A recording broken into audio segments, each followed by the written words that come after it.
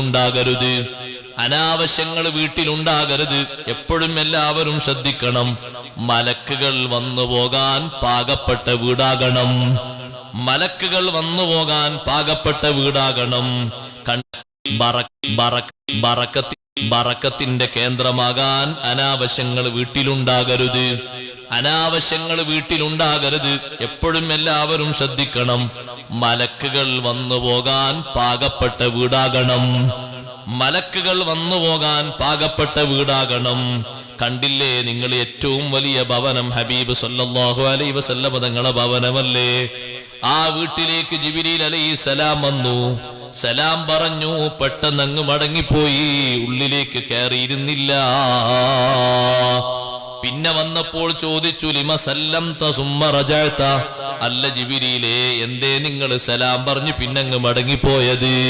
ജിബ്രീൽ അലൈഹിസ്സലാം പറഞ്ഞു, നബിയേ, ഇന്നി ലാ അദ്ഖുലു ബൈതൻ ഫീഹി സൂറ, ഞാനൊരു വീട്ടിൽ പ്രവേശിക്കാറില്ല, ആ വീട്ടിൽ സൂറത്തുൻ, ജീവനുള്ള ജീവിയുടെ ഫോട്ടോയുണ്ട്, രൂപകൽപ്പന ചെയ്തു വെച്ചതുണ്ട്.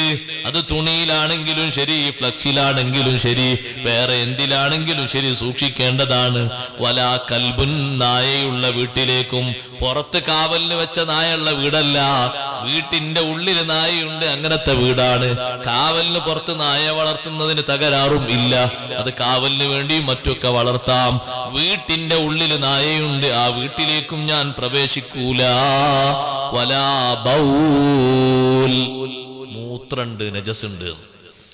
കുട്ടികൾ മൂത്രമൊഴിച്ചാൽ നല്ല തണുപ്പല്ലേ, അവിടെ കിടന്നോട്ടെ, സുബൈക്ക് നന്നാക്കാം, പറ്റൂല. ഇപ്പൊ ഈ നട്ടപ്പാതിരാക്കൊക്കെ മൂത്രമൊഴിച്ച് ഇങ്ങനെ നന്നാക്കി തിരിക്കുക, അതല്ലേ പറഞ്ഞത്? അതാണ് ശരിക്കുള്ള മാതൃക എന്ന് പറഞ്ഞത്. ഒരു കുട്ടി രാത്രി 10 പ്രാവശ്യം മൂത്രമൊഴിച്ചാൽ 10 പ്രാവശ്യത്തിന് കഴുകണം, 10 പ്രാവശ്യം ആ ഡ്രസ്സ് ചേഞ്ച് ചെയ്ത് മാറ്റണം. അത് വെച്ചിരിക്കുന്ന ആ കൊട്ട വീട്ടിന്റെ ഡൈനിങ് ഹാളിലല്ല വെക്കേണ്ടത്, കോണിക്കൂട്ടിലും അല്ല വെക്കേണ്ടത്, അത് അപ്പുറത്തുള്ള ടോയ്ലറ്റിലാണ് വെക്കേണ്ടത്. അത് നേരെ കട്ടിലിന്റെ ചോട്ടിൽ തന്നെ വെക്കും. എന്നിട്ട് ഈ മൂത്രമൊഴിച്ച ബെഡിന്റെ നടുവിൽ നമ്മൾ അപ്പുറത്ത് വേറൊരാൾ, ഇപ്പുറത്ത് വേറൊരാളും കിടക്കുക. അതിനൊക്കെ മൂത്രമുള്ള വീട്ടിലേക്ക് കിടക്കൂല. അത് സ്വഹീഹായ ഹദീസാണ്, സ്വഹീഹുൽ ബുഖാരിയിലെ ഹദീസാണ് ഞാൻ നിങ്ങൾക്ക് ഈ ഓതി തരുന്നത്. ജിബ്രീൽ അലൈഹിസ്സലാം പറഞ്ഞതാണ്. 3 വിഷയങ്ങളാണ് ഇതിൽ എണ്ണി പറഞ്ഞത്. വേറെ ചില ഹദീസുകളൊക്കെ വേറെയും വിഷയങ്ങളുണ്ട്. 3 വിഷയങ്ങൾ എണ്ണി പറഞ്ഞെടുത്ത് 3-ാമത്തെ കണ്ടില്ലേ നിങ്ങൾ? വലാ ബൗലുൻ, നജസിൽ നിന്ന് വീട് മുക്തമാകണം മലക്കുകൾ ഇറങ്ങി വരണമെങ്കിൽ. ഇത് വീട്ടിന്റെ ഉള്ളിലും വീട്ടിന്റെ എല്ലാ ഭാഗത്തും നേസ് മാറുന്നില്ല. അതെന്താ മാറാത്തത്? ഒരു കുട്ടി മൂത്രമൊഴിച്ചാൽ എങ്ങനെ വൃത്തിയാക്കുക? നന്നായി പഠിക്കണത്. നജസിൽ നിന്ന് വൃത്തിയായിട്ടില്ലെങ്കിൽ ഒരു നിസ്കാരം ശരിയാകൂല. ആണിൻ്റെയും ശരിയാവില്ല, പെണ്ണിൻ്റെ. പിന്നല്ലേ മലക്കുകൾ വരല്? അവനാന്റെ നിസ്കാരം തന്നെ ശരിയാവില്ല, മലക്കുകൾ വരെ കിടക്കട്ടെ, ഈ ഫർലെങ്കിലും ഒന്നും ശരിയാകണ്ടേ? ഒരു കുട്ടി മൂത്രമൊഴിച്ചു, എങ്ങനെ വൃത്തിയാക്കണം? സുബ്ഹാനല്ലാഹ്, മുമ്പ് ഞാനൊരു വീട്ടിലേക്ക് പോയി, എന്നെ അസറിന്റെ ചായക്ക് വിളിച്ചതാണ്. പോയത് വലിയ അനുഗ്രഹമായി പിന്നീട് മനസ്സിലായി. ഞാൻ ചെന്നപ്പോ ആ വീട്ടിന്റെ ഉമ്മ ആ വീട്ടിന്റെ വരാന്തയിൽ, ഓല വരാന്തയാണല്ലോ, ഇരിക്കുന്ന ആരാറൊന്നുമില്ല, ഓല വരാന്തി പിന്നെ ഓരോ നമ്മളിരിക്കൂലല്ലോ. അപ്പൊ ഞാൻ അങ്ങോട്ട് വരുന്ന കണ്ടപ്പോ പെട്ടെന്ന് ഈ കുട്ടിനെ എടുത്ത് അങ്ങോട്ട് ഉള്ളിലേക്ക് പോയി. പോകുന്ന പോക്കിൽ കുട്ടി മൂത്രമൊഴിച്ചു. കുട്ടി മൂത്രമൊഴിച്ചപ്പോ ഈ വരാന്ത മുതൽ ഡൈനിങ് ഹാൾ മുതൽ അടുക്കള വരെ റോക്കറ്റ് പോയതുപോലെ മൂത്രം ഇങ്ങനെ വരി വരിയായിട്ട്. ഞാൻ പിന്നെ കാണുന്ന കാഴ്ച എന്താണെന്നറിയോ? ഒരു കഷ്ണം തുണിയും കൊണ്ടുവന്നിട്ട് ഈ സഹോദരിയുണ്ട് അപ്പച്ചട്ടിയിൽ എണ്ണ തേക്കുമ്പോൾ അങ്ങനെ തേക്കുന്നു. അങ്ങനെ തേച്ചാൽ എന്തായി? നേരത്തെ നജസാകാത്ത ഇടത്തു ഇപ്പോ നജസായി. കാറ്റ് തട്ടി പെട്ടെന്ന് ഉണങ്ങല്ലേ? മാർബിളല്ലേ, മുസൈക്കല്ലേ, ടൈലല്ലേ, പിന്നൊന്നും കാണാനല്ലോ. പിന്നെന്താ കാണാനല്ലത്? അവിടെ ഹുക്കുമിൽ നജസുണ്ട്. ഹുക്കുമിയായ നജസ് എന്ന് പറഞ്ഞ നജസ്, അവിടെ നജസ് നീങ്ങിയിട്ടില്ല. നജസ് നീങ്ങണമെങ്കിൽ എന്തു ചെയ്യണം? മൂത്രത്തെക്കാൾ അധികം വെള്ളം ഒഴിച്ച് ഒന്നുകിൽ അത് വടിച്ചു കളയോ തുടച്ചു കളയുകയോ ചെയ്യണം. ആദ്യം മൂത്രം തുടച്ച അതേ കഷ്ടം വൃത്തിയാകാതെ വീണ്ടും ഈ വെള്ളത്തിലാക്കി ഇങ്ങനെ കലക്കി തുടച്ചാൽ ഇപ്പൊ എല്ലാ ഭാഗത്തേക്കും സപ്ലൈ ചെയ്യലായി. അങ്ങനെയാകരുത്, നല്ലോണം ശ്രദ്ധിക്കണത്. നമ്മൾ വീട്ടിൽ പെങ്ങന്മാര് വന്ന കാര്യമായിട്ട് ശ്രദ്ധിക്കണ ഒരു പണി അതാണ്. കുട്ടികളെ ചൊറുക്ക് നോക്കുന്നതിനേക്കാളും നല്ലത് ഒരു മൂത്രം വെച്ചത് എങ്ങനെ വൃത്തിയാക്കുന്നുണ്ട്. കാരണം നിസ്കരിക്കേണ്ട വീടാ, ഖുർആൻ ഓതേണ്ട വീടാ, മലക്കുകൾ ഇറങ്ങേണ്ട വീടാണ്. മൂത്രമുള്ള വീട്ടിലേക്ക് മലക്കുകൾ ഇറങ്ങൂല എന്ന് സയ്യിദുനാ റസൂലുള്ളാഹി സ്വല്ലല്ലാഹു അലൈഹി വസല്ലം തങ്ങളോട് പറയുന്നത് ആരാണ്? ജിബ്രീൽ അലൈഹിസ്സലാമാണ്. എന്തേ മുത്തുനബി തങ്ങളെ വീട്ടിൽ വന്ന് സലാം പറഞ്ഞു മടങ്ങിപ്പോകാൻ കാരണം വദാലിക അന്ന ജർവൻ അൽ ഹുസൈനി അവിൽ ഹസനി റളിയല്ലാഹു അൻഹുമാ കാന ഫിൽ ബൈതി. ഹസൻ ഹുസൈൻ റളിയല്ലാഹു അൻഹുമ കളിപ്പിക്കുന്ന ചെറിയൊരു പട്ടിക്കുട്ടി ഉണ്ടായിരുന്നു. അവരതിനെങ്ങനെ ഓട്ടിക്കളിപ്പിക്കും, മടിയിരുത്തി കളിപ്പിക്കുന്നല്ല. ആ ചെറിയ പട്ടിക്കുട്ടി വീട്ടിന്റെ ഉള്ളിൽ ഒരു ഭാഗത്ത് പെട്ടെന്ന് രോഗം ബാധിച്ചങ്ങ് മരണപ്പെട്ടിട്ടുണ്ട്. അത് ജിബ്രീൽ അലൈഹിസ്സലാമിന് ബോധ്യപ്പെട്ടിട്ടാ മടങ്ങിയത്. പിന്നീട് നബി തങ്ങൾക്കത് തിരിഞ്ഞു. എങ്ങനെ? അവിടത്തെ വേലക്കാരിയായ ഒരു പെണ്ണ് വീട് അടിച്ച് വൃത്തിയാക്കുമ്പോ ഈ മണമൊന്നും വരാത്ത ചെറിയ പട്ടിക്കുട്ടിയുടെ ശരീരം കണ്ടു. ഇത് വീട്ടിന്റെ ഉള്ളിലേക്ക് ആരാ കയറ്റിയത് എന്ന് ചോദിച്ചു. അത് ഈ കുട്ടികൾ അങ്ങോട്ടും ഇങ്ങോട്ടും ആട്ടിക്കളിക്കുമ്പോ വീട്ടിന്റെ ഉള്ളിൽ അറിയാതെ കയറിപ്പോയതാണ് എന്നും പറഞ്ഞു. കണ്ടില്ലേ നിങ്ങൾ, വീടിന് നല്ല പരിശുദ്ധി വേണം, നല്ല സംശുദ്ധി വേണം. സഹോദരന്മാരെ, നജസിൽ നിന്ന് വീട് മുക്തമാകണം. പറഞ്ഞ വിഷയങ്ങൾ ആരും മറക്കരുത്. നജസിൽ നിന്ന് വീട് മുക്തമാകണം, മൂത്രത്തിൽ നിന്ന് മുക്തമാകണം. ഉമ്മയും ഉപ്പയും ഒരുമിച്ച് കിടക്കുന്ന ആ വീട്ടിന്റെ ഉള്ളില് അതേ വൃത്തിയില്ലെങ്കിൽ പിന്നെ ശൈത്താനിയത്തിന്റെ ഷർറാണ് അവിടെ കൂടുതലുള്ളത്. പിന്നെ കുട്ടിക്ക് അപസ്മാര രോഗം, മാനസിക രോഗം പിടിപ്പെടുന്നതിന് പറഞ്ഞിട്ട് കാര്യമില്ല. നജസിൽ നിന്ന് വൃത്തിയാക്കി കിടത്തണം. എപ്പോഴും തൊട്ടിലിൽ മൂത്രമൊഴിച്ചാൽ ആ തൊട്ടിൽ അങ്ങനെ കിടത്തി ഉറക്കരുത്. അതേ തൊട്ടിൽ മാറ്റിക്കൊടുക്കണം. ഒരു തൊട്ടിലായി മാത്രം നിന്നാൽ തല അങ്ങോട്ടും ഇങ്ങോട്ടും പിടിച്ചു മാറ്റേണ്ടി വരും. വേറെയും ഒരു തൊട്ടിൽ എക്സ്ട്രാ ആയി നിൽക്കണം. പഴയ തുണിയൊക്കെ തൊട്ടിലാക്കാൻ പറ്റും, അതിന് പുതിയത് തന്നെ വാങ്ങിക്കൊള്ളുന്നില്ല. അങ്ങനെ താൽക്കാലിക തൊട്ടിലും മറ്റും കെട്ടിയിട്ട് ശുദ്ധി അവിടെ ഉണ്ടാകണം, നജസിൽ നിന്ന് മുക്തമാകണം. രൂപങ്ങളും നന്നായി ശ്രദ്ധിക്കേണ്ടതുണ്ട്. ബാപ്പയുടെ ഫോട്ടോയുണ്ട്, ഉമ്മയുടെ ഫോട്ടോയുണ്ട്, പെട്ടിക്കകത്ത് വെച്ചോ. പ്രദർശനത്തിന് വേണ്ടി ആരും തൂക്കിയിടേണ്ടതില്ല. കൂട്ടുകാരന്റെ കൂടെ ഹറമിൽ നിന്നെടുത്ത ഫോട്ടോയാണ്. ഹജറുൽ അസ്വദ് മുത്തുന്ന ഫോട്ടോ. ഇപ്പൊ ഫോട്ടോ എടുക്കാനല്ലേ അവിടേക്കൊക്കെ പോകുന്നത് പലരും. അവിടെ നിന്നെടുത്ത ഫോട്ടോയാണ്. കൊണ്ടുവന്ന് ഇവിടെ തൂക്കിയിടേണ്ട ആവശ്യമില്ല.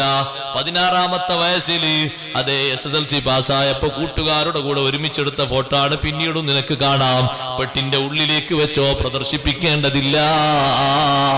അതും ശ്രദ്ധിക്കേണ്ട, സൂക്ഷിക്കേണ്ട മാർഗമാണ്. മലക്കുകൾ വരണമെങ്കിൽ നല്ല പരിശുദ്ധി വേണം. മലക്കുകൾ വരാൻ പറ്റുന്ന ഭവനങ്ങളാകണം നമ്മുടെ വീട്. അതാ ബറക്കത്തിന്റെ കേന്ദ്രങ്ങൾ എന്ന് പറഞ്ഞത്. അതിന് നല്ല പരിശുദ്ധി വീട്ടിന് വേണം. കൂട്ടത്തിൽ പറയട്ടെ, അനാവശ്യമായ രംഗങ്ങൾ കേൾക്കുന്ന കാണുന്ന ഒറ്റ വീട്ടിലേക്കും മലക്കുകൾ വരൂല. നിങ്ങൾ ആലോചിച്ച് നോക്ക്, ചെറിയ കറാഹത്ത് പോലും ചെയ്തുകൊണ്ട് ജീവിക്കുന്ന ആളാണെങ്കിൽ മലക്കുകളെ സുഹബത്ത് കുറഞ്ഞു പോകും. സഹീഹുൽ ബുഖാരിയിലൊക്കെ ഹദീസ് റിപ്പോർട്ട് ചെയ്ത വലിയ മഹാനാണ് ഇമ്രാൻ ഇബ്നു ഹുസൈൻ റളിയല്ലാഹു അൻഹു. വലിയ മഹാനാണ്, വലിയ സ്വഹാബിയാണ്. ആ സ്വഹാബിക്ക് ശരീരത്തിൽ മുഴുവനും രോഗം വന്നു. ഇമാം സുയൂത്തി തങ്ങൾ രേഖപ്പെടുത്തിയത് കാണാം. വീട്ടിന്റെ പുറത്ത് ഒരു പാത്തി കെട്ടി, ആ പാത്തിയിലാണ് മഹാനവറുകൾ കിടക്കുന്നത്. പാത്തി എന്ന് പറഞ്ഞാൽ മനസ്സിലായോ? ഇപ്പൊ അതൊന്നും തിരിയില്ല. വീട്ടിൽ പശുക്കളില്ലാത്തതുകൊണ്ട് ആർക്കും പാത്തിയും തിരിയാതായിപ്പോയി. പശുക്കൾക്കൊക്കെ പണ്ട് ആല ഉണ്ടാക്കൽ പാത്തി വെച്ചിട്ടാണ്. മരം മുറിച്ചിട്ട് നടുവിൽ മുറിച്ച് മണ്ണൊക്കെ അതിനെ ഒപ്പിച്ചിട്ടിട്ട് ഇങ്ങോട്ട് റെഡിയാക്കി വെക്കും. അതിനാ പാത്തി എന്ന് പറയാം. അതിന്റെ ഇടയിൽ ഗ്യാപ്പ് ഉണ്ടാകും. മൂത്രക്കയിലൂടെ താഴോട്ടും മറ്റും പോകാനുള്ള ഗ്യാപ്പ് ഉണ്ടാവും. ഈ പാത്തി ഇങ്ങനെ മരങ്ങൾ ഇങ്ങനെ കെട്ടിയിട്ട് അതിന്റെ മുകളിലാണ് ഇമ്രാൻ ഇബ്നു ഹുസൈൻ റളിയല്ലാഹു അൻഹു കിടക്കുന്നത്. അപ്പൊ ബാക്ക് ഭാഗത്തും മുൻഭാഗത്തൊക്കെ പൊട്ടിയ ഭാഗങ്ങളിലൂടെ രക്തവും ചെലവും ഒക്കെ താഴ്ഭാഗത്ത് ഇങ്ങനെ ഒലിച്ചിറങ്ങുന്നുണ്ട്. അപ്പൊ കാണുന്ന ആളുകൾക്ക് വല്ലാത്ത വിഷമം. ഒരു കൂട്ടുകാരനൊരു ദിവസം വന്ന് കാണാൻ വേണ്ടി വന്നു. ഈ രോഗാവസ്ഥ കണ്ടപ്പോ പറഞ്ഞു, പടച്ചോനെ, നമ്മൾ പല ആൾക്കാരും അങ്ങനെ പറയല്ലോ, ഈ രോഗം നീ ആർക്കും കൊടുക്കല്ലേ, ഈ രോഗത്തിൽ നിന്ന് പെട്ടെന്ന് ഇയാളെ രക്ഷപ്പെടുത്തണം. അങ്ങനെ ദ്വാരുന്നപ്പോ ഇമ്രാൻ ഇബ്നു ഹുസൈൻ റളിയല്ലാഹു അൻഹു പറഞ്ഞു, അങ്ങനെ നിങ്ങൾ ദ്വാരക്കണ്ടാന്ന്. ഇങ്ങനെ ശരീരത്തിൽ പൊട്ടലും ചീറ്റലായി കഴിയുന്ന മഹാൻ പറയുന്നു, അങ്ങനെ ദ്വാരക്കണ്ട. എന്തേ? നിങ്ങൾ അനുഭവിക്കാത്ത സുഖം ഞാൻ അനുഭവിക്കുന്നുണ്ട്. നിങ്ങൾ എന്റെ ബാഹ്യഭാഗത്തുള്ള പൊട്ടലും ചീറ്റലും അല്ലേ കാണുന്നത്? ഓരോ ദിവസവും 1000 മലക്കുകൾ വന്ന് എന്നെ മുസാഫഹത്ത് ചെയ്യുന്നുണ്ട്. നിങ്ങൾ അത് അനുഭവിക്കുന്നില്ലല്ലോ. അതുകൊണ്ട് എന്റെ രോഗത്തിൽ എന്താണോ ഖൈർ, ആ ഖൈർ തരാൻ അള്ളാഹിനോട് ദ്വാരന്നാ മതി. രോഗം നീ കൊടുക്കല്ലേ, അള്ളാഹ് കൊടുത്തത് മാറ്റിക്കൊടുക്കുന്ന് പെട്ടെന്ന് നിങ്ങൾ പറയണ്ട. ഖൈർ എന്താണോ ഖൈർ പോലെ അള്ളാഹ് ചെയ്തോട്ടെ. നിലനിർത്തലാണോ ഖൈർ, എനിക്ക് പരിഭവമില്ല. മാറ്റിത്തരലാണോ ഖൈർ, ഞാൻ അതും സ്വീകരിക്കും. പെട്ടെന്നങ്ങ് മാറ്റിക്കൊടുക്കുക മാത്രങ്ങൾ ദ്വാരക്കല്ല. ഇമ്രാൻ ഇബ്നു ഹുസൈൻ തങ്ങൾ പറഞ്ഞു, അത് മഹാനവർകൾ അനുഭവിക്കുന്ന ഒരു സുഖം കൊണ്ടാണ്. കുറച്ചു കഴിഞ്ഞപ്പോ ആരോ പറഞ്ഞു, ഈ രോഗം മാറും, ഒന്ന് ചൂട് വെച്ച് കൊടുത്താൽ മതി. നമ്മളൊക്കെ സാധാരണ ചെയ്യാറില്ലേ കരിക്കുന്ന പരിപാടി? ചില രോഗങ്ങൾക്ക് കരിക്കുന്ന പ്രക്രിയയുണ്ട്. അതുപോലെ ഒന്ന് കരിച്ചു കൊടുത്താൽ മതി. മഹാനവർകൾ ഒരു വട്ടം അങ്ങനെ കരിച്ചപ്പോ പിന്നെ മലക്കുകൾ വരാതെയായി. അപ്പൊ മഹാനവർകൾ തീരുമാനിച്ചു, ഇനി കരിക്കലുമില്ല, ഒന്നുമില്ല. അമ്മലക്കുകൾ വരുമ്പോഴുള്ള സുഖം ഇപ്പോൾ എനിക്ക് കിട്ടുന്നില്ലല്ലോ. അപ്പൊ ശരീരത്തിൽ അങ്ങനത്തെ ഒരു അവസ്ഥ സ്വീകരിച്ചപ്പോൾ മലക്കുകൾ വരാതായെങ്കിൽ, പരിശുദ്ധരായവർ വരാതായെങ്കിൽ, നമ്മുടെ വീടിന്റെ അന്തർഭാഗങ്ങൾ സിനിമാലയങ്ങളാകരുത്. മുമ്പൊക്കെ ഒരു ഡൈനിങ് ഹാളിൽ മാത്രം സിനിമ ഓടിയിരുന്നത് ഓരോ കട്ടിലും ഓടിക്കൊണ്ടിരിക്കുകയാണ്.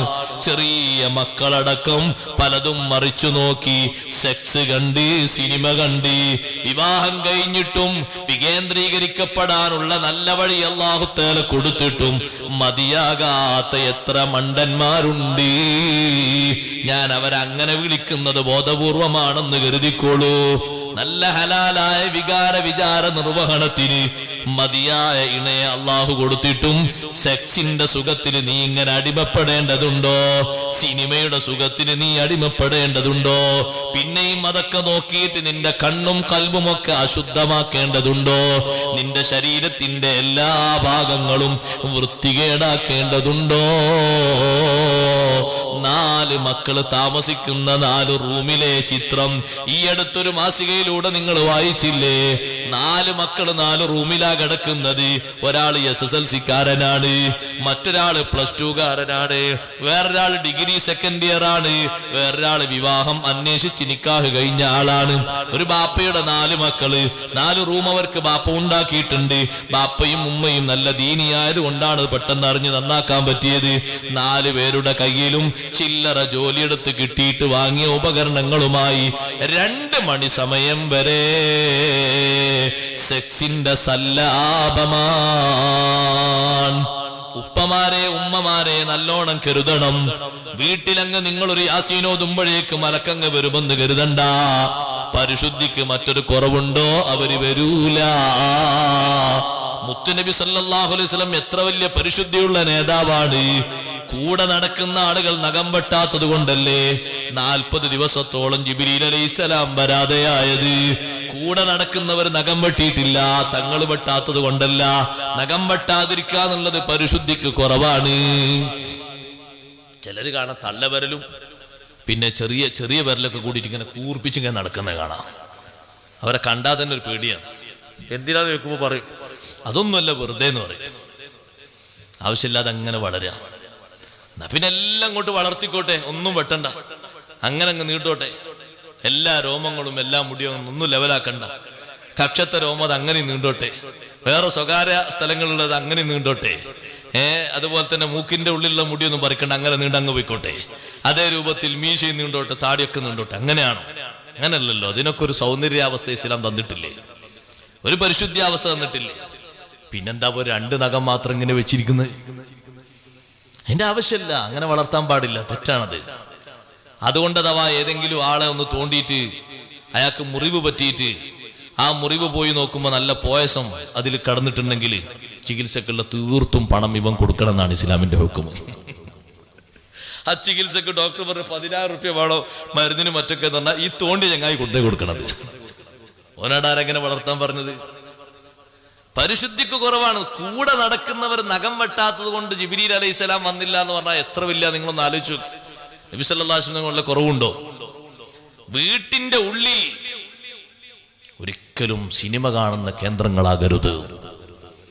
വീട്ടിന്റെ ഉള്ളിൽ അങ്ങനത്തെ ഒരു കേന്ദ്രമാകരുത്. ഒരു ചിത്രം ഉള്ള ഒരു വിരി, നല്ല മോഡലുള്ള വിരി, മൺകൊണ്ട് മാത്രം, കളിമണ്ണ് കൊണ്ടും കട്ട കൊണ്ടും നിർമ്മിച്ച 7 മുഴം വീതിയും 9 മുഴം നീളവുമുള്ള ചെറിയ റൂം. അത് ആരുടെ വീടാ?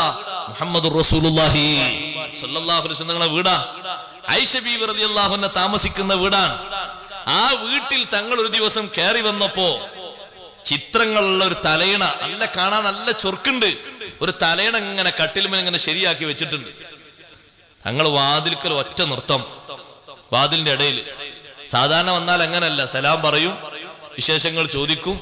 ആയിഷ ബീവി എന്ത് പണിയിലാ നോക്കും. എന്തേലും പണി അപ്പുറത്ത് ചെയ്യാനുണ്ടെങ്കിൽ ഡ്രസ്സ് മാറ്റി ചേഞ്ച് ചെയ്ത് വേറെ ഡ്രസ്സ് എടുത്ത് ആൾക്കാരൊന്നും വന്നിട്ട് അവിടെ നേരത്തെ കാത്തിരിപ്പില്ലെങ്കിൽ ആയിഷ ബീവി റളിയല്ലാഹു അൻഹ കൂടെ കൂടിക്കൊടുക്കും. അങ്ങനെയാണ് നിത്യ പതിവ്. ഈ പതിവ് മാറ്റിയിട്ട് ഒരു അനക്കുമില്ല, ഒന്നുമില്ല.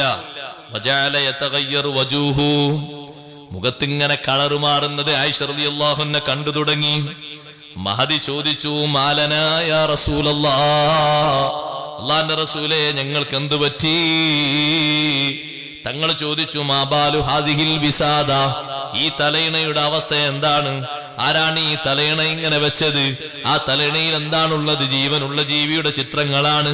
കാണാൻ നല്ല കൗതുകമുള്ള തലയിണയാണ്. പക്ഷിയുടെ ചിത്രമുണ്ട്, കാക്കയുടെ ചിത്രമുണ്ട്, പലതിന്റെയും ചിത്രമുണ്ട്. അങ്ങനെ തുന്നിപ്പിടിപ്പിച്ച് നല്ല എംബ്രോയിഡറിംഗ് ഒക്കെ ചെയ്ത് കൊണ്ടുവന്ന് വെച്ചതാണ്. ആരോ ഹദിയ കൊണ്ടുവന്നതാണ്. ആ സമയത്ത് ആയിഷ ബീവി റളിയല്ലാഹു അൻഹ പറഞ്ഞു, നബിയെ ഞാൻ തന്നെയാണ് വെച്ചത്.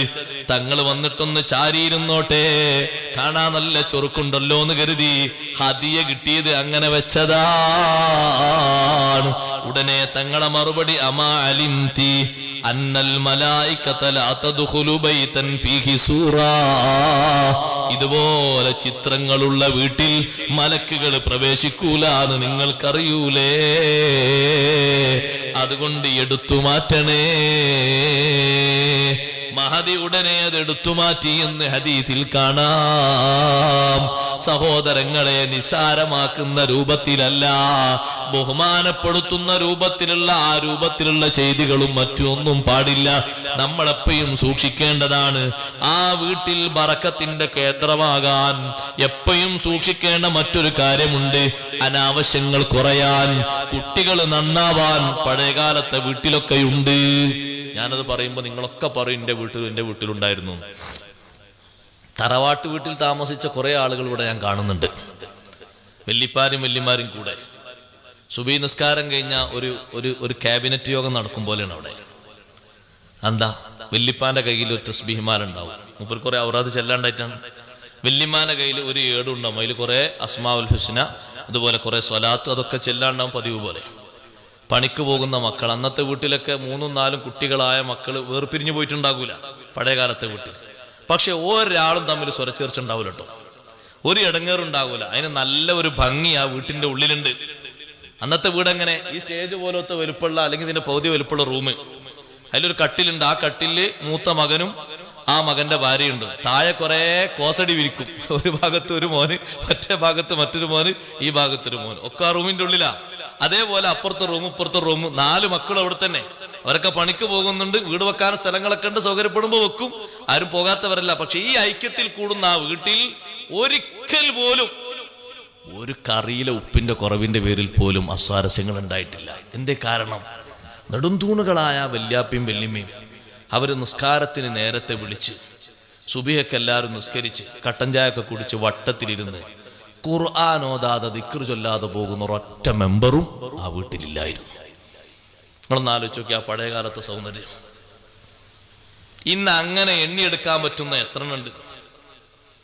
ഒരു വീട്ടിന്റെ ഉള്ളിലെ ബാപ്പയും ഉമ്മയും സൂക്ഷ്മശാലികളായതുകൊണ്ട് മക്കളൊക്കെ അങ്ങനെ. അത് ഇസ്ലാമിക ലോകത്തെ പാരമ്പര്യമാണ്. ബഹുമാനപ്പെട്ട അഹ്മദ് ബിൻ ഹംബൽ റളിയല്ലാഹു അൻഹു വീട്ടിലേക്ക് വന്നു ഇശാന്റെ ശേഷം ഭക്ഷണം കഴിക്കാൻ വേണ്ടി. അപ്പോൾ പത്തിരി ഇങ്ങനെ ചുട്ടുവെച്ചു കുനുകുനേനെ. മഹാനവർ ചോദിച്ചു, പത്തിരി എവിടുന്ന? സാധാരണ ചോദിക്കും ചോദ്യം. പത്തിരി ഉപ്പ കൊണ്ടുവന്ന പൊടിയിൽ നിന്ന് ഉണ്ടാക്കിയതാ. മോള് പറഞ്ഞു, പത്തിരി കുഴക്കാൻ എവിടുന്ന വെള്ളം എടുത്തത്? ചോദ്യം നോക്കണം, അവരുടെ സൂക്ഷ്മതയുടെ ആഴ. അത് ഉപ്പ നമ്മളാ അപ്പുറത്തുള്ള ആ പൊതുകിണറ്റിൽ നിന്നാ വെള്ളം എടുത്തത്. പത്തിരി എനിക്ക് വേണ്ട. കാരണം നമ്മൾ പൊതുകിണറ്റിൽ നിന്ന് വെള്ളം എടുക്കാൻ പറ്റുന്ന മെമ്പർമാരല്ല. നമുക്ക് സ്പെഷ്യൽ കിണർ ഇവിടെ ഉണ്ടല്ലോ, പിന്നെന്തിനാ അവിടുന്ന് വെള്ളം എടുത്തത്? എത്ര കിട്ടിയില്ലെങ്കിലും കിട്ടാത്ത പോലെ ജീവിച്ചാ പോരെ. നമ്മളെ ചിന്ത അങ്ങനല്ല, കിട്ടുന്നതും കിട്ടുന്നതും ആവോളം അങ്ങോട്ട് പോരട്ടെ, പറ്റിയതാണ് ശരി, പറ്റിയതല്ലേ ശരി. നമ്മളതിന്റെ മെമ്പർമാരാണ് ശരി, മെമ്പർമാരല്ലേ ശരി. അല്ലെങ്കിൽ ഒന്ന് ആലോചിച്ച് നോക്കി, ഹക്കാണ് ഞാൻ പറയട്ടെ, ഒന്ന് ആലോചിച്ച് നോക്കി. വരുമാനം എഴുതുന്നിടത്ത് എത്ര കുറച്ചാ നിങ്ങൾ എഴുതൽ? ആരാ മറന്ന എഴുതുന്നത്? അള്ള തന്ന വരുമാനം കണക്കാക്കി എഴുതാൻ ധൈര്യമുള്ളവർ ആരവിടെ? ഹക്കാകും അത്? അല്ല, ഹക്കാകും നിങ്ങൾ പറയാ, ഉസ്താദ്മാര് പറയുകയാണെങ്കിൽ നമ്മൾ ഓക്കെ. 30,000 വരുമാനം കിട്ടുന്ന ഒരാൾ 300 നേടിയ ഹക്കാവോ? എങ്ങനെ ഹക്കാകല്? എങ്ങനെ സഹോദരന്മാരത് ശരിയാകല്? വരുമാനം രേഖപ്പെടുത്തുന്നിടത്ത് സത്യം വേണ്ടേ? ഒരു ബാപ്പക്ക് ആ ബാപ്പന്റെ കീഴിലും ആ ബാപ്പന്റെ വരുമാനം മൊത്തം കൂട്ടി നോക്കുമ്പോ 3 ലക്ഷം ഉണ്ട് കരുതിക്കോളൂ. എത്ര എഴുതുന്നത്? 30,000. ബാക്കി 9% എവിടെ? നമ്മൾ ആലോചിക്കണ്ടില്ലേ? മഹാന്മാരെ ഈ ചിന്ത ചിന്തിക്കുമ്പോ നമ്മൾ ആലോചിക്കണ്ടല്ലേ? അവർ ചെറിയൊരാലത്തേക്ക് നമുക്കൊക്കെ എല്ലാവർക്കും താല്പര്യം താരങ്ങള്, എല്ലാവർക്കും താല്പര്യം ഏറ്റവും കൂടുതൽ ആനുകൂല്യം കിട്ടുന്ന ആൾക്കാരിൽ പെടുകയും വേണം. എന്നാ ഉള്ള ദർജ കുറയും ചെയ്യരുത്. അള്ളാഹ് തന്ന നിയമത്തിൽ ഇസ്സത്തോടെ ജീവിക്കണം. അതിനാ നമ്മള് അള്ളാഹു തആല തന്ന നിയമത്തിൽ ഇസ്സത്തോടെ ജീവിക്കണം. എന്നോട് ഒരാൾ പറഞ്ഞു, അവിടെ കാർഡ് കൊടുക്കുന്നുണ്ട്. ഞാൻ വിചാരിച്ചു എന്ത് കാർഡാണ് ഇതൊന്നൊരു കാർഡ് വന്നില്ല, ആരോഗ്യ കാർഡ്, ആരോഗ്യ ഇൻഷുറൻസ് കാർഡ് അല്ലേ? നിങ്ങൾ വാങ്ങിക്കോളി, ഉമ്മാക്കൊക്കെ മരുന്നിനൊക്കെ ഉപകാരപ്പെടും. അപ്പൊ ഞാൻ ചോദിച്ചു അയാളോട്, എന്താ അത് വാങ്ങിയ നേട്ടം? ആ കാർഡ് ഉണ്ടായാൽ ഹോസ്പിറ്റലിൽ പോയാൽ എത്ര പൈസ? പകുതിയോ കാൽഭാഗം, എന്തൊരു കണക്ക് പറഞ്ഞു, നമുക്കറിയില്ല, അള്ളാഹുവാൻ കൊടുത്താൽ മതി. അപ്പൊ ഞാൻ ചോദിച്ചു പിന്നെയും, അത് ആർക്കുള്ളതാണ്? അല്ല, ഗവൺമെന്റ് ഒരു നിയമം വെക്കുമല്ലോ, ആർക്ക്? അത് ഇത്ര ശതമാനം ലെവലിൽ ജീവിക്കുന്നവർക്കാണ്. അവർക്ക് ഇത്ര പാകത്തിലേ വീട് പറ്റുള്ളൂ, ഇങ്ങനെ പറ്റുള്ളൂ, ഇങ്ങനെ പറ്റുള്ളൂ. അപ്പൊ ഞാനിങ്ങനെ നോക്കുമ്പോ സുബ്ഹാന ജല്ല ജലാലുഹു, അതിന് വരി നിൽക്കുന്ന ആൾക്കാരിൽ 92% ആൾക്കാരും ആ നിയമത്തിന് പുറത്താണ്. ഞാൻ പറഞ്ഞു, അല്ലാഹു തആല തന്ന ഇസ്സത്ത് എത്ര കാലം നിലനിൽക്കുന്നു അത്രയും കാലം ആ ഇസ്സത്തോടെ ജീവിക്കും. കാർഡും വേണ്ട, ഒന്നും വേണ്ട. അങ്ങനെ നിൽക്കുന്ന ആൾക്കാരെ കണ്ടപ്പോൾ നമുക്ക് ഒരു വിഷമം തോന്നി. വെള്ളിയാഴ്ച ഒരു പിരിവെടുത്ത് കൊടുത്താൽ തിരക്കടില്ലാന്ന് തോന്നിപ്പോയി. അവരത്ര ഫക്കീറന്മാരൊന്നുമല്ല, 3ാം തലമുറക്ക് ജീവിക്കാനുള്ള സ്വത്ത് അള്ളവർക്ക് നൽകിയിട്ടുണ്ട്. അപ്പൊ ഈ പാവപ്പെട്ടവരുടെ ഓഹരി എന്തിനു പിടുങ്ങണം? നമ്മള് ഒരു നിലക്കും യോജിച്ചതല്ല. അഹ്മദ് ബിൻ ഹംബൽ റളിയല്ലാഹു അൻഹു മകളെ ചോദ്യം കേട്ടിട്ട് ഉത്തരം കേട്ടിട്ട് പറയുന്നു, എനിക്കിന്ന് പത്തിരി വേണ്ട. പൊതുവായി ഉണ്ടാക്കിയ കിണറ്റിൽ നിന്ന് വെള്ളം മുക്കിയിട്ടാണ് പത്തിരി പൊടി കുഴച്ച് പത്തിരി ചുട്ടത്. മാവ് കൊണ്ടുവന്നത് അഹ്മദ് ബിൻ ഹംബൽ തങ്ങളാണ്. ഹലാലായ പണം കൊടുത്തിട്ട് വാങ്ങിയതാണ്. വീട്ടിലെ ഉപകരണങ്ങളിലൂടെ ഉണ്ടാക്കിയതാണ്. തീ കത്തിച്ചതും ആ വീട്ടിലെ വിറക് കൊണ്ടാണ്. വെള്ളം എടുത്തത് പൊതുകിണറ്റിൽ നിന്ന് ആയതുകൊണ്ട് എനിക്കിന്ന് ഭക്ഷണം വേണ്ട. ഉമ്മ പറയുന്നു എനിക്കും വേണ്ട, മക്കള് പറയുന്നു ഞങ്ങൾക്കും വേണ്ട. നിങ്ങൾ നോക്കൂ സൂക്ഷ്മത. ആ ബാപ്പാന്റെ ഉമ്മാന്റെ അതേ ലെവലില് ആർക്കും വേണ്ട. അന്ന് രാത്രി എല്ലാവരും വെള്ളവും കാരക്കയും കുടിച്ച് രാത്രി അങ്ങ് മുതലാക്കി. പിറ്റേന്ന് ളുഹർ നിസ്കാരം കഴിഞ്ഞ് അഹ്മദ് ബിൻ ഹംബൽ തങ്ങൾ വീട്ടിലേക്ക് വന്നപ്പോൾ ഈ പത്തിരി ഒന്നും ചട്ടി കാണുന്നില്ല. ചോദിച്ചു, പത്തിരി എവിടെ? അപ്പൊ മകള് പറഞ്ഞു, ഇവിടെ കുറച്ച് സാധുക്കളായ യാചകന്മാര് വന്നിരുന്നു, ഒക്കെ കൂടി അവർക്കും കൊടുത്തു. അഹ്മദ് ബിൻ ഹംബൽ തങ്ങൾ, മഅദല്ലാഹ്, നമ്മൾ ഭക്ഷിക്കാൻ പറ്റാത്തത് ആരാക്ക് ഭക്ഷണമായി കൊടുത്തോ? നമ്മളത് ഭക്ഷിക്കാൻ പറ്റൂല എന്ന് കരുതിയിട്ടല്ലേ മാറ്റി നിർത്തിയത്, ഇത് വേറൊരാൾക്ക് വിട്ടുകൊടുത്തോ? അങ്ങനെയുണ്ട് ചില ആൾക്കാർ. അത് പറ്റൂല കേട്ടോ. ഏത് വീട്ടിൽ കോഴി ചത്തുപോയി, ഞമ്മ കൂട്ടാൻ പറ്റൂല, മറ്റേ വെച്ച് കൊടുത്താൽ മതി. പറ്റൂല, പറ്റൂലത്, ആ ഏർപ്പാട് പറ്റൂല. ശരീഅത്തിനെതിരാ. നമ്മോടുള്ള ഹുക്മ് അവരോടും കൽപ്പനയുണ്ട്. അറുത്തിട്ടല്ലേ നമ്മൾ ഭക്ഷിക്കേണ്ടത്, ആ അറുത്ത് തന്നെയാണ് നമ്മൾ അവർക്കും തീറ്റിക്കേണ്ടത്. അപ്പൊ നമ്മൾ അറക്കാൻ വേണ്ടി ഇങ്ങനെ പിടിച്ചു നോക്കുമ്പോഴേക്ക് സംഗതി പണിയായിപ്പോയി. അപ്പൊ അതിന് പിന്നെ ഹയാത്ത് മുസ്തഖിറ ഒന്നുമില്ല. അപ്പൊ പിന്നെ അത് അറുത്തിട്ടും കാര്യമില്ല, ഒന്നും കാര്യമില്ല, ഉപയോഗിക്കാനും പറ്റൂല. അതങ്ങ് പടഞ്ഞു തീർന്നുപോയി കൊടുക്കുമ്പോഴേക്ക്. അപ്പൊ ഒന്നാ അതിനെ കുഴിച്ചിടണ്ട, മറ്റേ കൊടുത്താൽ മതി. ആർക്ക് കൊടുക്കണേ? ആർക്കത് കൊടുക്കാൻ പറ്റും? ഒരൊറ്റ കുട്ടി കൊടുക്കാൻ പറ്റൂല. കുഴിച്ചിടണം അവിടെ. അങ്ങനെ ഉണ്ടോന്ന് മുമ്പ് ചെറുപ്പക്കാരെ കൂടിയിട്ട് പിന്നെ എന്തോ ഒരു കടിക്കണ ജീവിയാന്നിട്ട് അടിച്ച് ശരിയാക്കി നോക്കുമ്പോ പന്ന്യ. അപ്പൊ അവരൊരു കുഹിത്തി കുഴിച്ചിട്ട് മറ്റാക്ക് വിളിച്ചു കൊടുത്താൽ മതി, ഞമ്മക്ക് എന്തേലും വെള്ളത്തിനുള്ള പൈസ അയാൾ തന്നോടും. പറ്റൂല സഹോദരങ്ങളെ, ആർക്കും കൊടുക്കാൻ പറ്റൂല. നമ്മളോടുള്ള വിശുദ്ധമായ കൽപ്പന കൊണ്ട് അവരോട് കൽപ്പനയുണ്ട്. അത് നമ്മൾ കൊടുക്കുമ്പോഴും പാലിക്കേണ്ടതാണ്. അഹ്മദ് ബിൻ ഹംബൽ തങ്ങൾ പത്തിരിയൊക്കെ യാചകന്മാർക്ക് കൊടുത്തു എന്ന് പറഞ്ഞപ്പോ മഹാനവറുകൾ അൽഹംദുലില്ലാ എന്ന് പറഞ്ഞ് വീട്ടിലിരിക്കല്ല, പുറത്തിറങ്ങിപ്പോയി അവരെ അന്വേഷിച്ചു പോവുകയാണ്. സൂക്ഷ്മതയുടെ പാഠം പഠിക്കണം നമ്മൾ. ബാപ്പ ഉമ്മമാരുടെ ആത്മീയമായ പുരോഗതി കൊണ്ട് ആ വീട്ടിൽ വളരുന്ന ജനിക്കുന്ന പേരമക്കൾക്കടക്കം എല്ലാവർക്കും പരിശുദ്ധിയാണ്. പഴയ കാലത്ത് അങ്ങനെ ഒരു സാഹചര്യം ഉണ്ടായിരുന്നു. ഇന്നും അത് നിലനിൽക്കുന്ന ഒറ്റപ്പെട്ട ഭവനങ്ങളൊക്കെയുണ്ട്. അള്ളാഹു നമ്മുടെ വീടുകൾ അത്തരത്തിൽ കേന്ദ്രങ്ങളാക്കി മാറ്റിത്തരട്ടെ. സുബ്ഹി നിസ്കാരം കഴിഞ്ഞ് പള്ളിയിൽ നിന്ന് പോകുന്ന ഉപ്പ പള്ളിയിൽ ഖുർആൻ ഓതാൻ നിൽക്കാതെ വീട്ടിലേക്ക് പോവുകയാണ്. മക്കളെ കൂടെ പെൺമക്കളുണ്ട്, ആൺമക്കളുണ്ട്. എല്ലാവരും ഒരു മേശക്ക് ചുറ്റുമിരുന്ന് ഖുർആൻ ഓതുകയാണ്. 10 മിനിറ്റ് ആണെങ്കിൽ ആ 10 മിനിറ്റ് ആ വീട്ടിലെ ബറക്കത്ത് ചെറുതല്ല. എത്ര കണ്ട് ഓതുന്നോ അത്ര കണ്ട് ബറക്കത്തുണ്ട്. അഹ്മദ് ബിൻ ഹംബൽ തങ്ങൾ തെരഞ്ഞു പോവുകയാണ്. ഒരു ഭാഗത്ത് യാചകന്മാരിങ്ങനെ കൂടി നിൽക്കുന്നുണ്ട്. അവരാണെന്ന് തോന്നി. അവരോട് ചോദിച്ചു, നിങ്ങൾ എന്റെ വീട്ടിൽ പോയിരുന്നോ? അവര് പറഞ്ഞു, അതെ ഉസ്താദെ, നിങ്ങളുടെ വീട്ടിൽ പോയിരുന്നു. നിങ്ങൾക്ക് അവിടുന്ന് വല്ലതും കിട്ടിയോ? പത്തിരി കിട്ടിയിട്ടുണ്ട്. മുഴുവനും കിട്ടിയോ? മുഴുവനും കിട്ടിയിട്ടുണ്ട്. നിങ്ങൾ അതെന്ത് ചെയ്തു?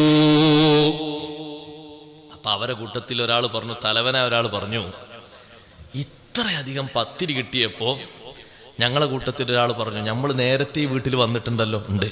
അന്നൊക്കെ എത്ര കിട്ടിയത്? ഭക്ഷണം കഴിച്ച് 2 or 3 പത്തിരി ബാക്കി ഉണ്ടാവും, അത്രയല്ലേ കിട്ടിയിട്ടുള്ളൂ. ഇത്രത്തോളം പത്തിരി ഈ വീട്ടിൽ നിന്ന് നമുക്ക് തന്നപ്പോൾ അവർക്ക് തിന്നാൻ പറ്റാത്ത എന്തോ ഒരു സാഹചര്യം വന്നിട്ടുണ്ട്, അതുകൊണ്ട് തന്നതായിരിക്കും മനസ്സിലാക്കി. ഞങ്ങളാരും തിന്നീല. അൽഹംദുലില്ലാ. മഹാനവറുകൾ ഉറക്കെ പറഞ്ഞു, അൽഹംദുലില്ലാ, അല്ലാഹ് എന്നെ രക്ഷപ്പെടുത്തി. ഞങ്ങൾ ഭക്ഷിക്കാതെ വെച്ച സൂക്ഷ്മത നിങ്ങൾ നോക്കി. യാചകന്മാരിലേക്ക് വരെ സൂക്ഷ്മതയായി മാറിയില്ലേ? എത്ര വലിയ സൂക്ഷ്മതയുടെ തെളിവാണത്. ബാപ്പയും ഉമ്മയും ഉത്കൃഷ്ടരാണെങ്കിൽ, അവരാത്മീയമായ ഉത്കർഷത്തിൽ ജീവിക്കുന്നവരാണെങ്കിൽ സംശയലേശമെന്നേ പറയാം, മക്കളും അതേ താവഴിയിലാണ്. അതിന്റെ പേരമക്കളും അതേ താവഴിയിലാണ്. അഹ്മദ് ബിൻ ഹംബൽ തങ്ങൾ വീണ്ടും ചോദിച്ചു, പിന്നെ നിങ്ങൾ അതെന്ത് ചെയ്തു? അവര് പറഞ്ഞു, ആ കാണുന്ന ബഹറിലേക്ക് എറിഞ്ഞിട്ടുണ്ട്. മഹാനവർകൾ വീട്ടിൽ ചെന്നിട്ട് പറയുകയാണ്, ഇന്നു മുതൽ ഈ വീട്ടിൽ ഇനി മത്സ്യം വരൂല. നമുക്ക് ഭക്ഷിക്കാൻ പറ്റാത്തവർ ഭക്ഷിച്ചില്ല എന്നുള്ളത് സന്തോഷമാണ്. പക്ഷേ അത് മത്സ്യത്തിനാണല്ലോ എറിഞ്ഞു കൊടുത്തത്, കൊണ്ടുവരുന്നത് അതാണെങ്കിലോ എന്ന സംശയത്തിൽ അന്നു മുതൽ അത് ഉപേക്ഷിച്ചു. ഞാൻ എൻ്റെ ഉമ്മമാരോട് പറയുന്നത്, ഉപ്പമാരോട് പറയുന്നത്, നിയമത്തിൽ നല്ല ഭദ്രതയുള്ളവരായി, ആത്മീയോത്കർഷത്തിൽ നല്ല ആവേശമുള്ളവരായി ജീവിക്കണം. വെറുതെ പറഞ്ഞതല്ല. സുബ്ഹി നിസ്കാരത്തിന് വാങ്ങി വിളിക്കുമ്പോ ഉമർ ഇബ്നുൽ ഖത്താബ് റളിയല്ലാഹു അൻഹുവിന്റെ ശൈലിയാണത്. ബാപ്പമാരെ, നിങ്ങൾ ചിന്തിക്കുന്നത് പോലെയല്ല.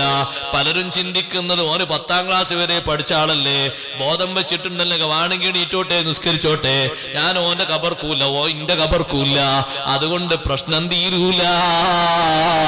അവന് കല്യാണം കഴിച്ച് മക്കള് 2 ആയിട്ടില്ലേ, ഇനിയും ഞാൻ പറഞ്ഞു കൊടുക്കാൻ പോകാണോ? വേണമെങ്കിൽ നിസ്കരിച്ചോട്ടെ. അത് ശരിയായ മനോഭാവമല്ല.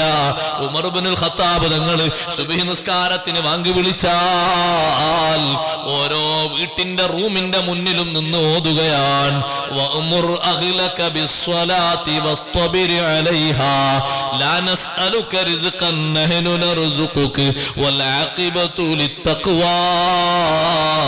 ആയത്ത് 2ഉം 3ഉം തവണ ഓതുമ്പോ ആ റൂമിലുള്ളവർ എണീറ്റു എന്ന് കണ്ടാൽ അപ്പുറത്തെ റൂമിൽ പോകും, അവരെണീറ്റു എന്ന് കണ്ടാൽ ഇപ്പുറത്തെ റൂമിൽ പോകും, അവരെണീറ്റു എന്ന് കണ്ടാൽ അപ്പുറത്തെ റൂമിൽ പോകും. എല്ലാവരും എണീറ്റ ശേഷം മഹാനവർകൾ പള്ളിയിലേക്ക് അങ്ങ് നീങ്ങും. ഒന്ന് വിളിച്ചെങ്കിൽ എന്നെ സമാധാനം. വിളി വരെ മാറ്റിപ്പോയി.